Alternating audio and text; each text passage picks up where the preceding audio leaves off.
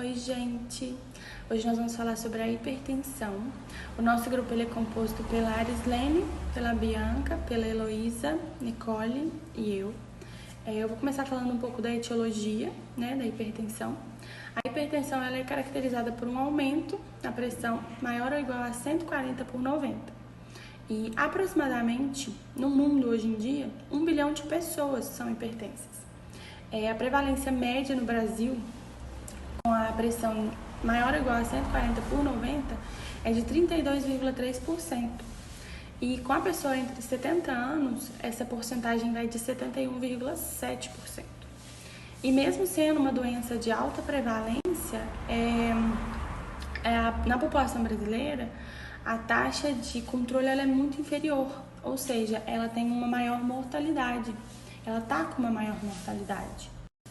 A hipertensão arterial, ela também é responsável por 40% das mortes por acidente vascular cerebral.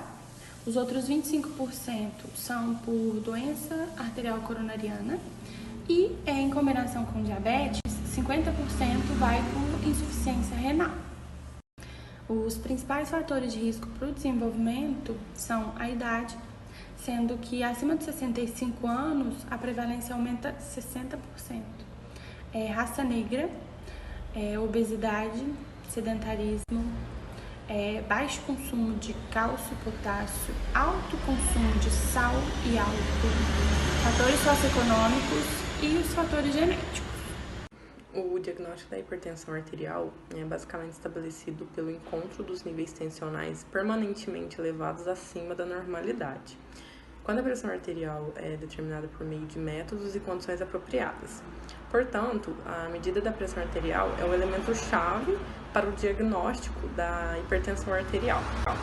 Quanto à classificação, qualquer número é arbitrário e qualquer classificação é insuficiente. Existe uma necessidade de sistematização que obriga uma definição operacional para separar os indivíduos sãos dos indivíduos doentes. Na realidade, podemos ter um maior número ou menor risco cardiovascular, tanto acima como abaixo do número limítrofe, quando o paciente é considerado individualmente. É de extrema necessidade uma cautela antes de classificar o indivíduo como hipertenso, tanto pelo risco do falso positivo, como o impacto que isso pode causar na própria saúde do indivíduo e o custo social resultante. É considerado normal para indivíduos adultos com idade superior a 18 anos cifras inferiores a 85 mm de mercúrio de pressão diastólica e inferiores a 130 mm de mercúrio de pressão sistólica. A hipertensão arterial ela é classificada em normal, normal limítrofe, hipertensão leve de estágio 1, hipertensão moderada de estágio 2, hipertensão grave, estágio 3 e hipertensão sistólica isolada. Oi, gente, boa noite, tudo bem? Eu vou falar um pouquinho aqui para vocês sobre a avaliação clínica e complementar do paciente. A gente sabe, então, a importância de uma boa avaliação clínica para esse paciente, porque é através dela que a gente vai conseguir chegar em um possível diagnóstico e também um melhor tratamento para esse paciente. A primeira etapa, então, da avaliação clínica e complementar do paciente vai ser a confirmação do diagnóstico da hipertensão arterial sistêmica. Ele vai possuir uma pressão arterial sistólica equivalente a 130 mm de mercúrio e a diastólica equivalente a 80 mm de mercúrio. O segundo item a ser destacado na avaliação clínica seria a identificação dos fatores de riscos cardiovasculares.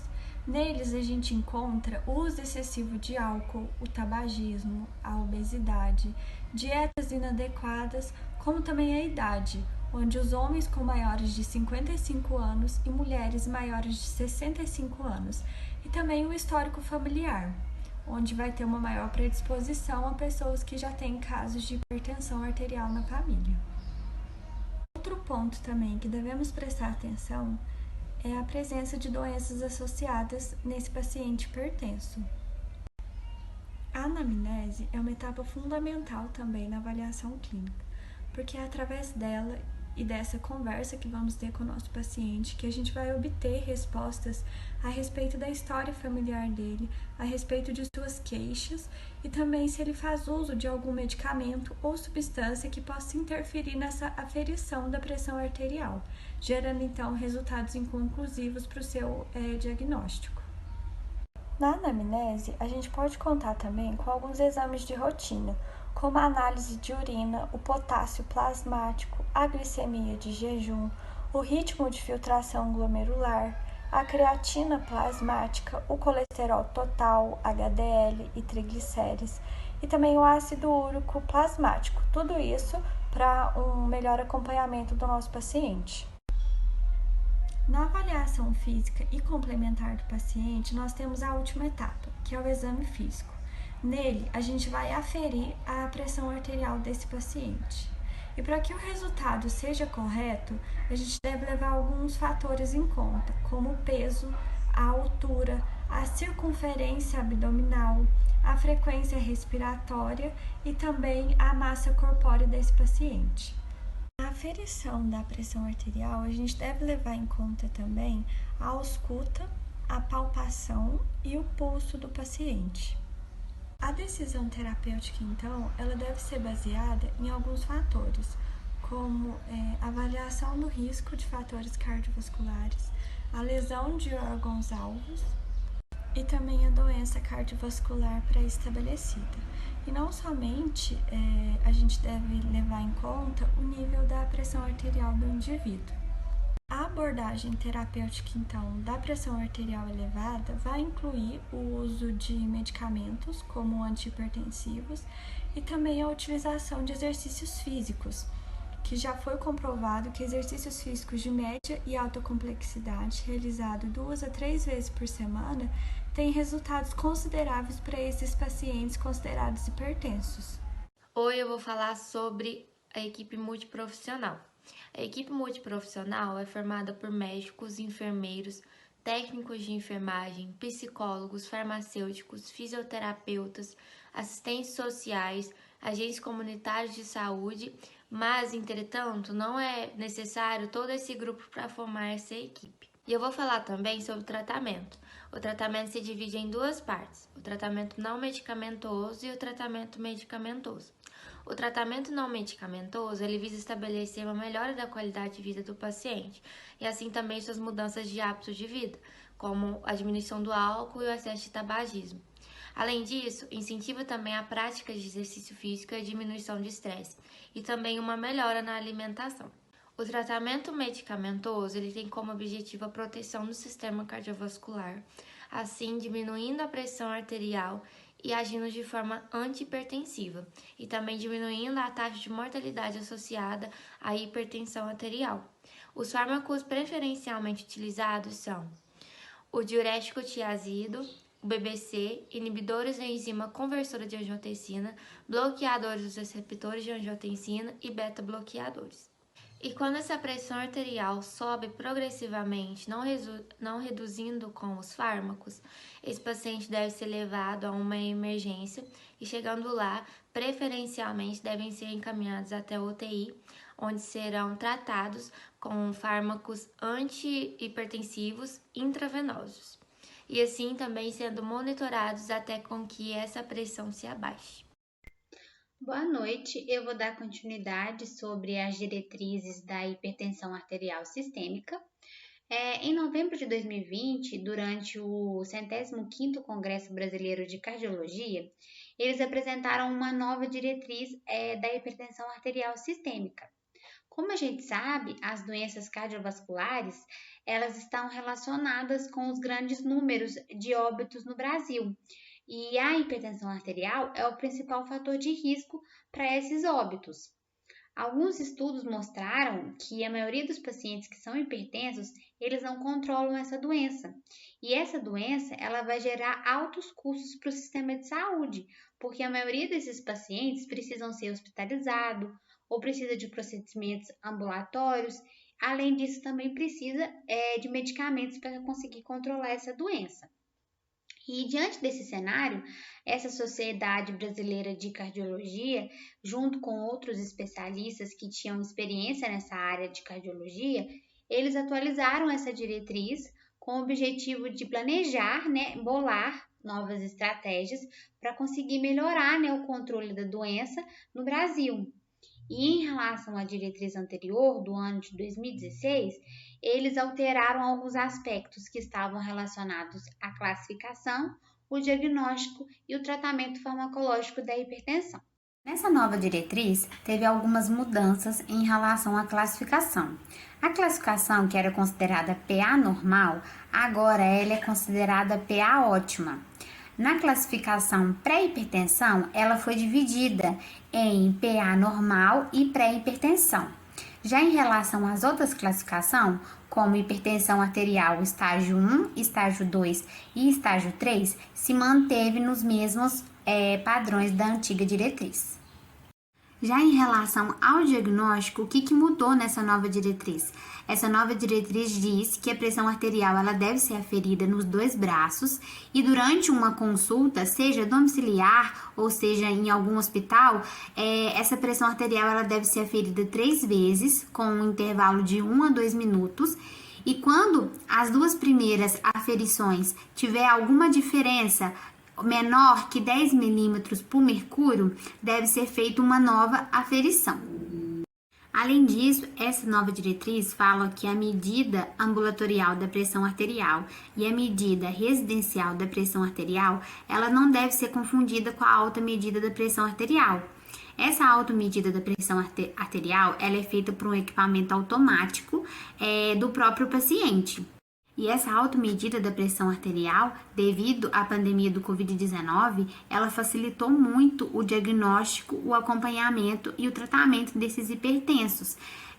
Mas essa automedida da pressão arterial, ela precisa de equipamento, um equipamento oscilométrico de boa qualidade, para que a aferição dessa medida seja adequada. Uma novidade em relação a essa nova diretriz é a utilização da pressão aórtica central para poder diagnosticar pacientes que têm hipertensão arterial sistólica isolada em jovens que têm a pressão arterial central normal. Nessa nova diretriz foram recomendadas algumas triagens, como mostra na figura abaixo.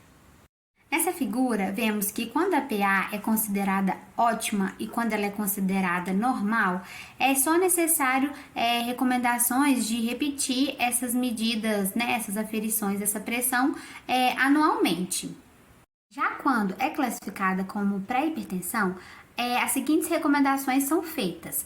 Considerar uma hipertensão mascarada, ou seja, quando a medida ambulatorial ou residencial da pressão arterial for normal, significa que essa pressão ela deve ser aferida anualmente.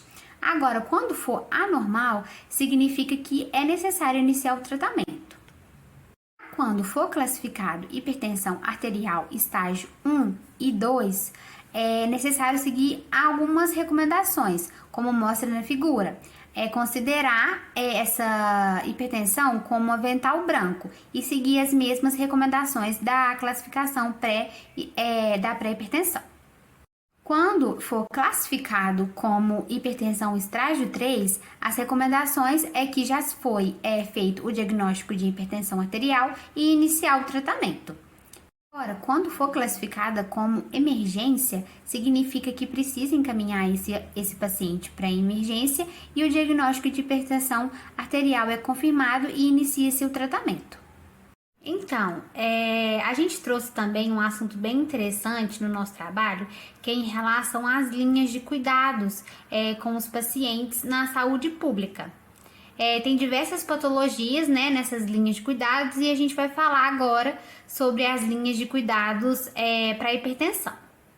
A linha de cuidados ela é um sistema que vai simplificar os conjuntos de informações para a população, além também de orientar gestores e profissionais em relação à melhora do fluxo de pessoas, como também tem como principal objetivo facilitar o acesso da população aos cuidados e aos recursos que estão disponíveis para ele. Essas linhas de cuidados vai mostrar a trajetória que o paciente vai percorrer dentro das redes de atenção da saúde. E eu vou mostrar mais para frente algumas imagens especificando essa trajetória que o paciente percorre dentro das redes de saúde. As linhas de cuidados estão sendo desenvolvidas pelo formato digital para poder facilitar o acesso da população. Então, a população consegue acessar essas linhas de cuidados pelo celular, pelo smartphone, no caso, pelo computador, pelos tablets. E os materiais dessa linha de cuidados vão estar disponíveis em PDF para a pessoa baixar ou imprimir. Todas essas linhas de cuidados vão estar direcionadas para a população, para os gestores e para os profissionais. Então, cada linha de cuidado vai estar específico para alguma patologia. No caso, a nossa vai ter uma página lá que vai estar especificando para hipertensão arterial, sobre os cuidados necessários. O processo dessas linhas de cuidados da hipertensão arterial vai contar com alguns processos assistenciais, que são os processos que recebem o paciente, e macroatividades. Essas macroatividades são a hipótese de diagnóstico, que é o primeiro ponto assistencial, que é onde o paciente vai se apresentar. A confirmação diagnóstico, que é onde a gente consegue ter certeza do diagnóstico de hipertensão. Ação ou transferência é quando o paciente é referenciado para outra unidade de saúde. O tratamento terapêutico é o planejamento de todo o tratamento integral daquele paciente hipertenso. Prevenção secundária, que é a responsabilidade da atenção primária da saúde. Essas linhas de cuidados vai mostrar a trajetória que o paciente vai percorrer dentro das redes de atenção da saúde. E eu vou mostrar mais para frente algumas imagens especificando essa trajetória que o paciente percorre dentro das redes de saúde. Então, eu trouxe uma imagem para explicar melhor para vocês como que funciona essas macroatividades e como que funciona esses pontos assistenciais. As macroatividades são aqueles que eu citei para vocês, aqueles 5 pontos que eu citei para vocês, e os pontos assistenciais são os locais de chegada do paciente. Por exemplo, um ponto assistencial é a unidade de atenção primária, o pronto atendimento, o SAMU, a unidade hospitalar, em caso de emergência. Aí, quando tá com essa bolinha azul aí em cima na figura, significa que o paciente, que é a chegada daquele paciente no local ideal para ele. Quando já está com a bolinha cinza, significa que é a chegada do paciente naquele local, mas que tem um atraso no planejamento terapêutico dele. E já quando está com a bolinha roxa, significa que é um ponto crítico do paciente, que ocorreu alguma necessidade de regulação.